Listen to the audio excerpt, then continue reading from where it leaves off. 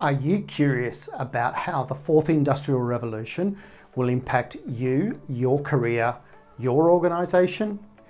In this first part of a series of 6 videos, you'll hear about purpose, its significance to your success as a professional, your organisation, and the important role it will play in defining successful leaders and organisations this decade. Hello, I'm Rocky Scopoletti, futurologist, and welcome to this channel where we talk about everything to do with the fourth industrial revolution and equip you with the insights to create the confidence you need for your success this coming decade. So please do subscribe, like, and comment on the channel to keep up with the fascinating leaders I'll be interviewing and the insights I'll be sharing. This video is an interview I recently conducted with Christina, co-CEO of the Singularity U in Australia, on the topic of purpose. These are her insights and experiences. Joining me today, Christina Gerakidis, who is the co-CEO of the Singularity U here in Australia. So welcome, Christina. Thank you. Now, I'm really fascinated by your history, and so it'd be wonderful to just hear a little bit about your path to purpose.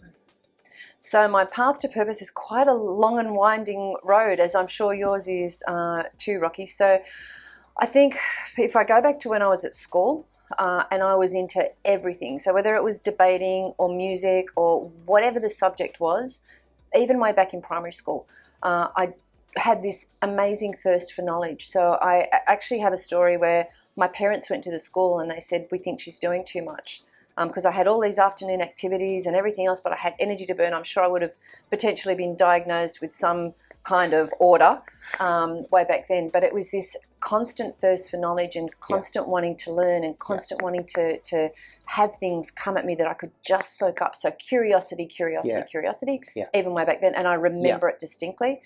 And then as I kind of progressed through, I didn't do 1 degree, I did 3 degrees and basically did them all at once. And again, it was that whole, I'm not saying that I did any of them particularly well, but, I couldn't just focus on one thing, which totally used to annoy me, and then I found myself finding out about what we now term as generalists. And I had a wonderful conversation with a gentleman by the name of Jeff Julian, who worked for Spielberg and Steve Jobs and, and Porsche and design. He was a designer. Anyway, I said to him, "How did you come to work for Steve Jobs?" And he said to me, "Oh, I asked Steve Jobs that over coffee," and at which point I got really jealous. I was jealous enough of his CV as it was. But he said, "Steve hired me because I knew a fair bit about a lot of things."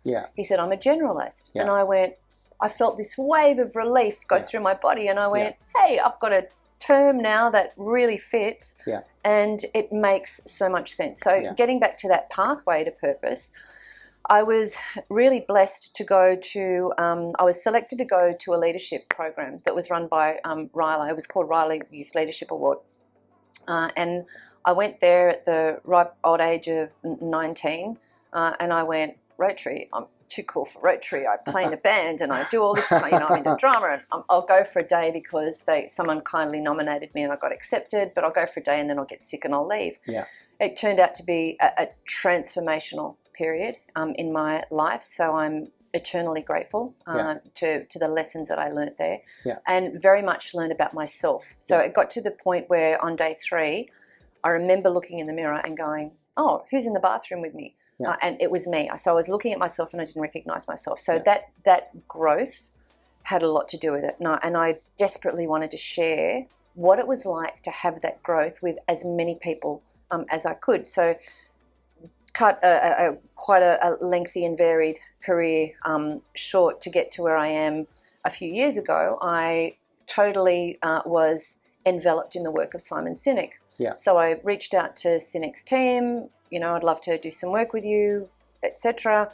Ended up writing a course on purpose based on Find Your Why, with Simon's right-hand man, Peter Docker, and it was all around finding purpose, including this transformational growth, and ended up using that in retreats and running the course on its own and realising what it was like to actually land that purpose. So I remember a conversation I had with Peter Docker, and I said, oh, Peter, when I found what my statement is, and I exist to enable enablers. I pull all the information I have together and try and extract the best out of people, and I do that by opening hearts and minds. Because as we know, everything is possible. There's no such word as impossible. And every time somebody questions me on that, I go, how many spaceships landed on Mars last year that were once science fiction? We're looking into nanobots. We're looking into all these processes that once upon a time were considered impossible. They're no longer impossible.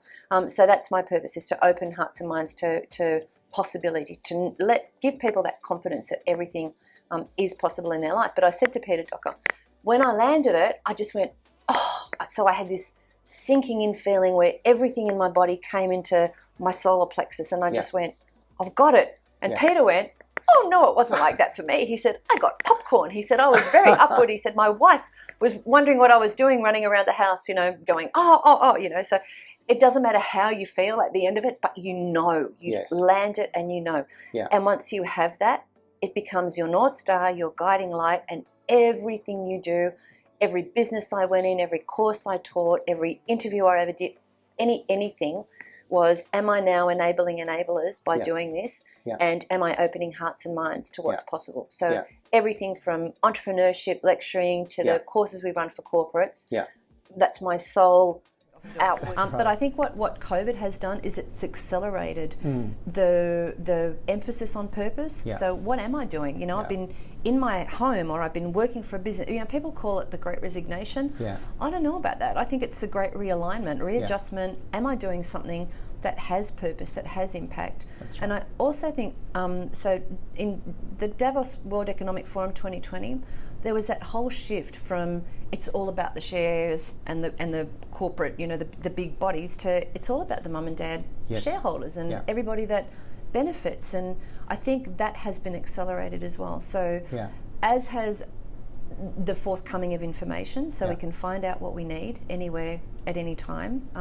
My co-CEO Lisa Andrews says we are in a position where we can know anything, anytime, from anywhere. And it's absolutely true. That's right. We've actually been advocates of working from anywhere for 20 years, but that actually didn't dawn on me that I've been a digital nomad for 20 years until I'm going, what's going on? We've been running events and running this from, middle of goat packs in the Greek island, or, from up north on a holiday, because, it's very rare that I have complete downtime. I'm just so passionate and purpose-filled. If I don't have that in my day, it feels empty.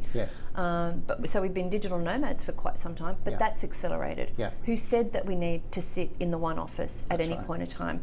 And I actually believe that what's happening right now is that we're in the era, I call it the age of the Great Convergence. Minds, fields, different businesses. You can't actually go single siloed on anything. And I think the last 18 months, 20 months, 24 months of the pandemic have proved what happens when people do get together.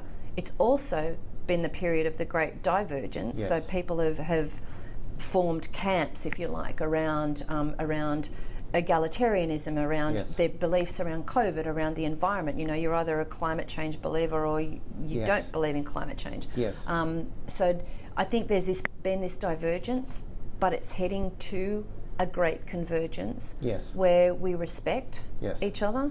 We can agree to differ.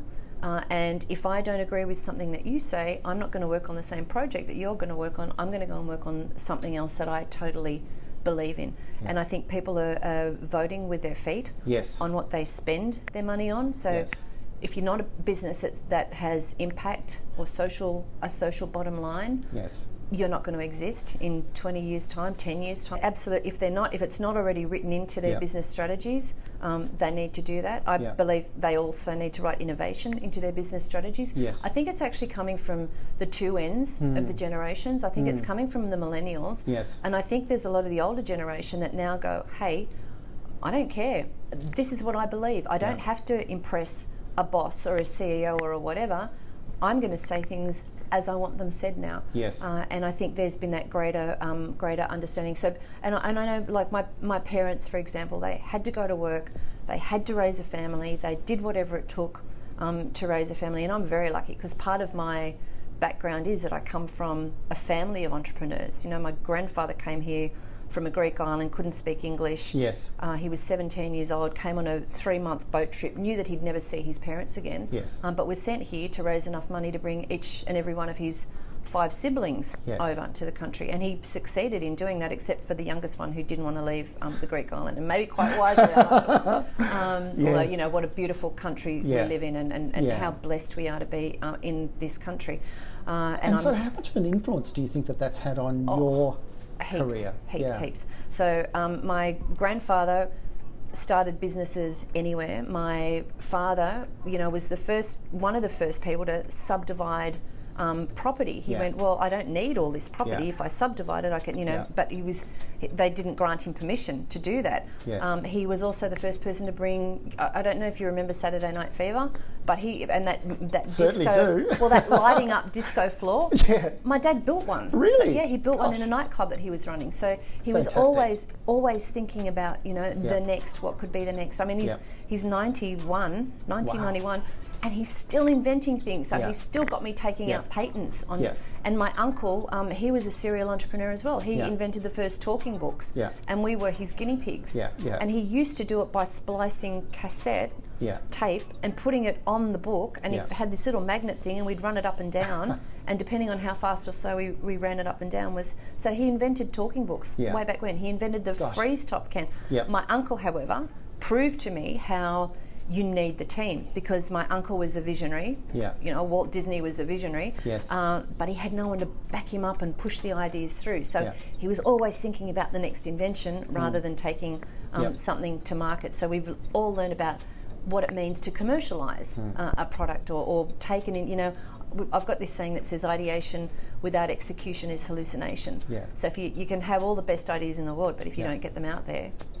Now, so that's fascinating, because what you've essentially laid out is that, you know, change is not a generational thing. It's always actually been within the human spirit, which is, again, talking to your purpose.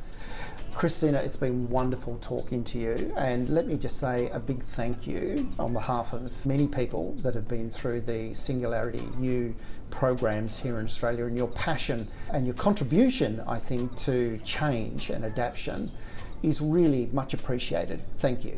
Thank you, and thank you for all your futurism work. I think it's amazing, and thank you for Juvenescence. How impactful is that? Thank you. I hope you found Christina's insights and experiences insightful and fascinating, a truly inspirational leader of change. Please remember to subscribe, like, and share this to anyone you feel will benefit from it, and please do leave comments below on any topics you want to explore in the emerging world of the Fourth Industrial Revolution.